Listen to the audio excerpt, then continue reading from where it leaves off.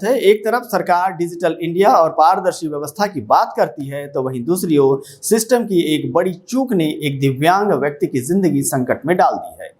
जांजगीर चांपा जिला के बेलदार पारा वार्ड नंबर 12 में एक दिव्यांग व्यक्ति को आधार रिकॉर्ड में मृत घोषित कर दिया गया है। हैरानी की बात यह है कि शारीरिक रूप से असमर्थ यह व्यक्ति अब अपने आप को जिंदा साबित करने के लिए दफ्तर से दफ्तर भटकने को मजबूर है।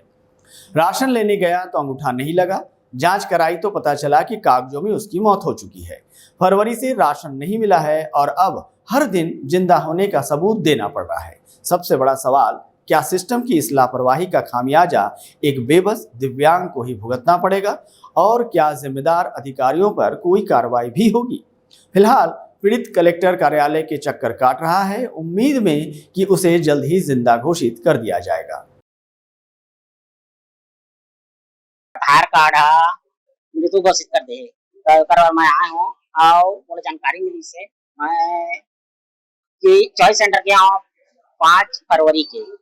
वहाँ मुझे पता चली कि मृत्यु घोषित कर देगा। कि मैं राशन दुकान गया हूँ, वहाँ भी मतलब पुलिस है कि फिंगर नहीं आते। तो चॉइस सेंटर गया हूँ, वहाँ भी फिंगर नहीं ऐसे तो केवासी करवाने भैया कैसे तो केवासी करवा गया। तो वहाँ मुझे पता नगर पालिका में जो चॉइस सेंटर है वह पता चली से कि मृत्यु घोषित कर देगा। तो मैं एटीएम कर भी गए तहसील, वहाँ भी मतलब नहीं बने कहीं से यहाँ कहीं। तो बाद मैं यहाँ के चॉइस सेंटर आया हूँ तो उन पुलिस से हैदराबाद भेजे पड़ी कहीं चिट्ठी भी से भेज दे कहीं मैं पोस्ट ऑफिस में भेज दे हूँ। अभी तक भी कार्रवाई कुछ नहीं हुई से।